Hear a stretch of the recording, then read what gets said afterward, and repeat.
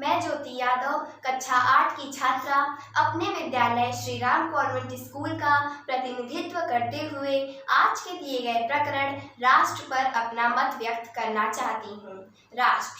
राष्ट्र का अर्थ उस जन समूह से है जिनकी संस्कृति, धर्म, आचार, उत्पत्ति, भाषा एक ही है।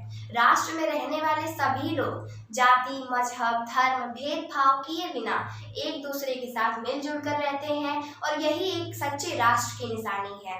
अब हम बात करते हैं देश और राष्ट्र के बीच का अंतर, क्योंकि हम में से बहुत से लोग देश और राष्ट्र को बिल्कुल एक जैसा समझते हैं, लेकिन यह दोनों बहुत अलग हैं। देश को अंग्रेजी में हम कंट्री कहते हैं, जबकि राष्ट्र को हम नेशन कहते हैं। देश हम उसे कहते हैं जो एक सीमा से बंधा हुआ होता है, जबकि राष्ट्र हम उसे कहते हैं जो हमें एक भावना में बांधता है। यह भावनात्मक या सांस्कृतिक इकाई है। राष्ट्र की पहचान से ही व्यक्ति की राष्ट्रीयता जानी जाती है। जैसे कि हम भारत राष्ट्र के जन हैं, तो हमारी राष्ट्रीयता भारतीय है।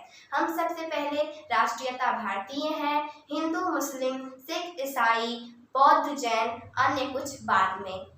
हमारा सबसे पहला धर्म है राष्ट्र की रक्षा करना, और यही एक भावना जो राष्ट्र को जीवित रख सकती है।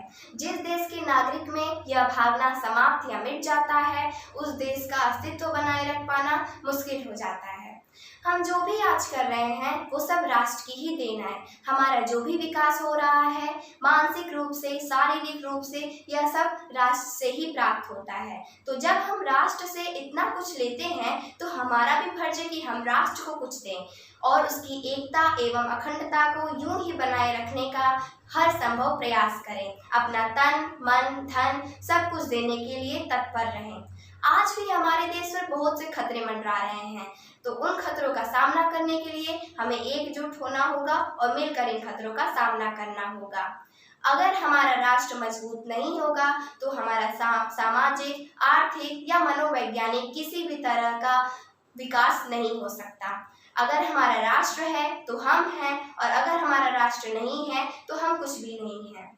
अंत में मैं यही कहना चाहूँगी कि एक राष्ट्र तभी विकास कर सकता है जब उस देश के सभी नागरिक आत्मा से, मन से और सोच से एक हों। धन्यवाद।